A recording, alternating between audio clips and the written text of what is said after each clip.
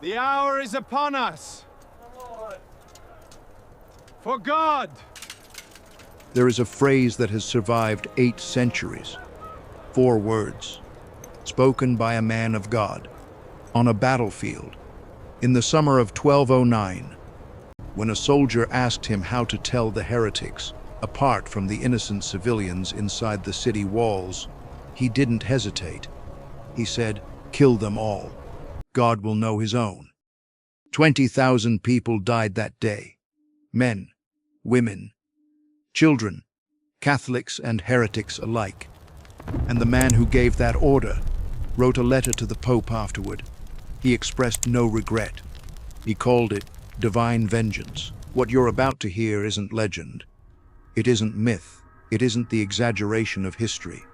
Every case in this episode is documented, sourced from church records, papal letters, and the testimonies of witnesses who were there. This is Savage Century. And today, we're talking about the executions the church didn't just allow. The executions the church designed, approved, and then told the world were the will of God. If this is your first time here, hit that subscribe button right now. Every week, we go deep into the chapters of history that were never meant to be remembered. You're going to want to be here for what comes next. Before we get into the cases, I need you to imagine something. You are born in medieval Europe. You have no choice about that. And from the moment you open your eyes, there is one voice that controls everything. What you eat on certain days, what you're allowed to say out loud, who you're allowed to marry, what happens to your body when you die, and, most importantly, what happens to your soul.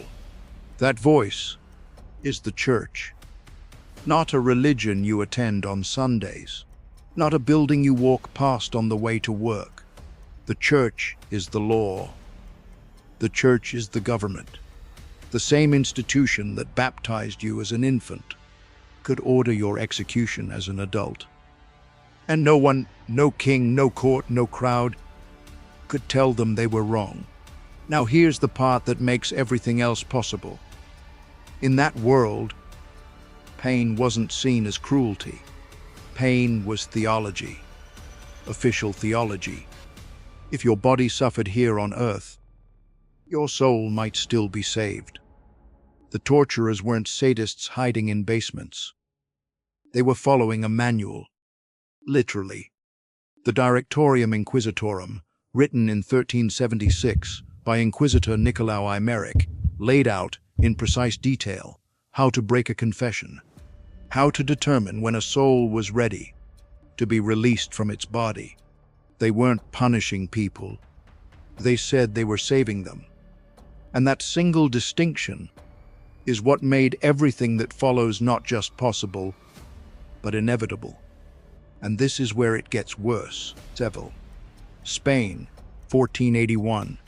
The Spanish Inquisition had just been formally established, and within its first year, 6 people were burned alive in a public square. Think about what that means for a second. 6 people who woke up that morning, who had names, families, faces, standing in a plaza, surrounded by a crowd, watching the wood being stacked beneath their feet, knowing exactly what was about to happen, and unable to stop it. That was just the beginning. Over the next 50 years, historians estimate that as many as 2,000 people were executed across Spain's tribunals. But here's what most people don't know about how it actually worked. Months before an execution, the Inquisition would announce an auto de fe, an act of faith. The preparations began 30 days in advance. Merchants set up stalls around the plaza. Families reserved spots near the front. Children were brought along.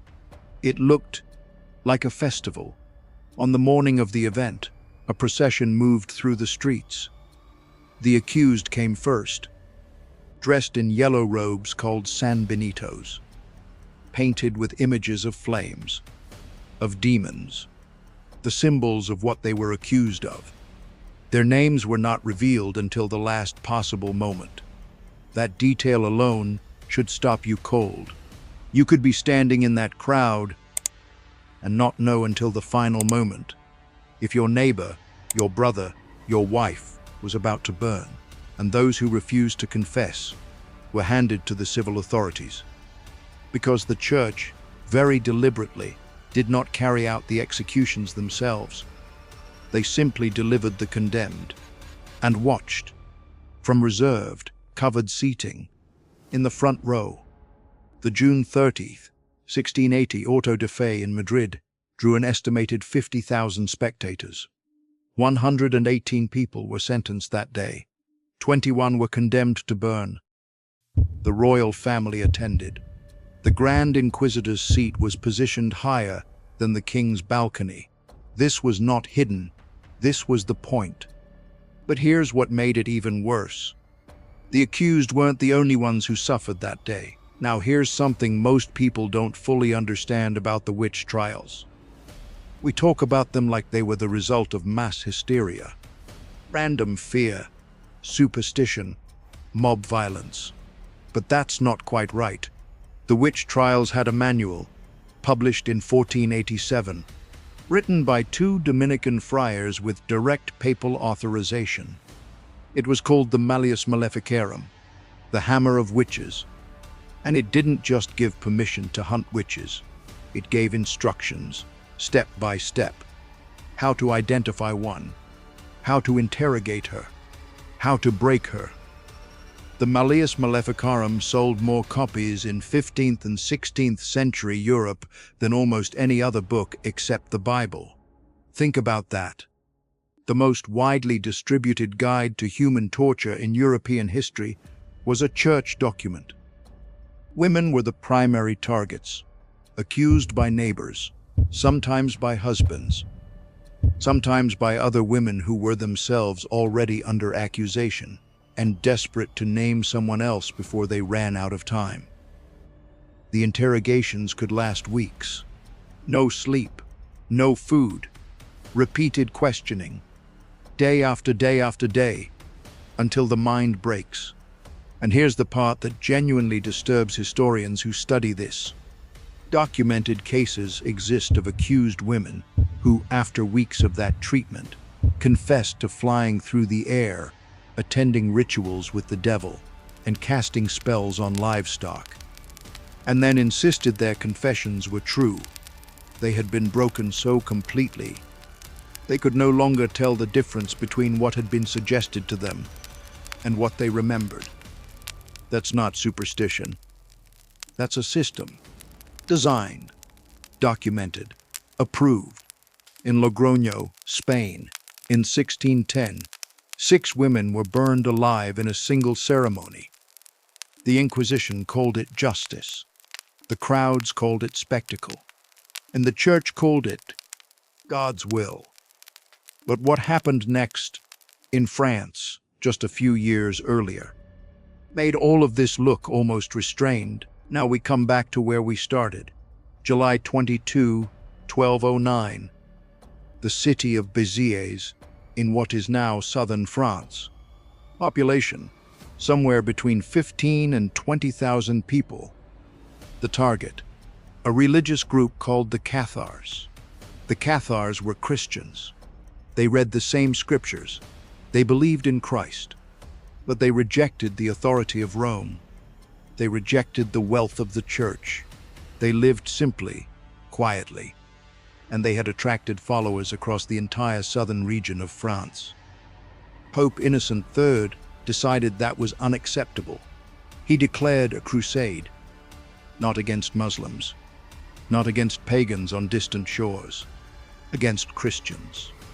In France, he offered the lands of the Cathars as a reward to any French nobleman willing to take up arms. Thousands responded. When the Crusader army reached Béziers, the local bishop came out to negotiate. He carried a list of 222 names, the identified Cathars. He asked the city to hand them over.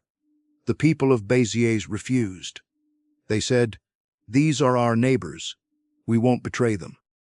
That decision cost everyone their lives. The Crusader army breached the walls. What followed lasted hours. The papal legate in command, a man named Arnaud Amalric, was asked a question by one of his soldiers. How do we tell the heretics apart from the Catholics? His answer, recorded by a Cistercian monk 30 years later, was this: kill them all. God will know his own. They entered the churches. People had fled inside holding up crucifixes, relics, praying. It made no difference. A contemporary chronicler named William of Tudela wrote, "They killed everyone who fled into the church. No cross or altar or crucifix could save them." Estimates of the dead range from 10,000 to 20,000. Afterward, Arnaud Amalric wrote a letter to Pope Innocent III. He described the slaughter. He called it divine vengeance, miraculously raged against the city. The Pope wrote back. He did not condemn what had happened. The crusade continued for 20 more years. Stop.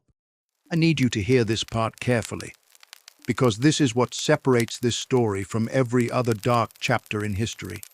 Everything we just covered, the Inquisition trials, the witch hunt manual, the massacre at Béziers, none of it was hidden. None of it was covered up. None of it happened in the dark. Think about what that means. They didn't hide it. They didn't deny it. They recorded it. Like it was something to be proud of. The auto de fe proceedings were printed and distributed like newspapers. Relaciones, official records of the sentences, the names, the punishments, were sold in bookstores. People bought them, brought them home, read them over dinner. The Malleus Maleficarum, the manual for identifying and destroying human beings accused of witchcraft, went through at least 14 print editions between 1487 and 1520 alone. 14. Arnaud Amalric wrote to Pope Innocent III immediately after the massacre at Béziers. He described 20,000 dead. He called it divine vengeance. The Pope's response was preserved in the Vatican archives. He did not condemn it. These were not crimes that happened in spite of the Church. They were policies, stamped, filed, archived. And here is the part that should genuinely disturb you. The men who carried out these acts believed with complete sincerity that they were doing the right thing. The inquisitor who broke a confession through weeks of sleep deprivation went home that night and said his prayers. The soldier who entered the church at Béziers with a sword believed God had personally sent him there. The friar who wrote the Malleus Maleficarum thought he was protecting the world from genuine evil. That's not an excuse. It's something far more disturbing than an excuse. It means the most systematic violence in medieval European history wasn't carried out by monsters. It was carried out by believers, people with absolute certainty. And no one left to question them. But the story isn't over, because what happened next, 35 years after Béziers, is the moment that stopped historians cold. March 16, 1244. A fortress called Montségur, high in the mountains of southern France. After a siege that lasted 9 months, the last major Cathar community in Europe surrendered. More than 200 Cathars were inside. They were given a choice: renounce your beliefs, convert to Catholicism, and live. They were given 15 days to think about it. 15 days. Imagine that. 15 days knowing that the only thing standing between you and being burned alive is 3 words: I renounce this, just say it, and go home. At the end of those 15 days, more than 200 men, women, and elders walked down from the fortress, voluntarily, not dragged, not forced, walking in silence, down a mountain path, toward a large enclosure surrounded by wooden stakes. Historians who have studied the testimonies of witnesses say some of them were singing old hymns, walking into the fire, singing. They were burned alive. All of them, together. Among them, Bertrand Marty, their bishop, Corba de Perella, Raymond de Perella's own wife and daughter. A man watched his wife and child walk into those flames, and the church called it a victory. The records of that day, the names, the numbers, the outcome, were carefully preserved in the Vatican, filed under success. Here is what I want you to sit with. The scariest part of everything we covered today isn't what they did. It's how normal it felt to them. The inquisitor burning a woman in civil didn't feel like a villain. He felt like a professional doing a necessary job. The soldier at Béziers didn't feel like a murderer. He felt like a soldier of God. The crowd watching the auto de fe in Madrid didn't feel like monsters. They felt like citizens attending a civic ceremony. That's not medieval barbarism. That's just what happens when an institution becomes powerful enough that no one is left to tell it no, when the language shifts. Holy, sacred, divine, necessary, and the unspeakable starts to sound not just acceptable, but required. The church didn't hide what it was doing. It built stages, printed programs, sold tickets, and called it God's will. So here's the question I want you to answer in the comments right now. Be honest. If you had been born in 1209, in 1481, in 1610, if everyone around your family, your priest, your king, your entire world told you this was righteous, do you think you would have questioned it? Most people watching this say yes. History says otherwise. The scariest part isn't what they did. It's how easy it would be for us to do the same. Drop your answer below and tell me where in the world you're watching from. I read every single comment, and I want to hear what you think. If this episode made you think, or made you uncomfortable, or made you want to know more, you're exactly who this channel is for. Subscribe right now. Every week, we go back into the chapters of history that were buried, erased, or simply too uncomfortable to teach in school. New episode coming soon. I'll see you there.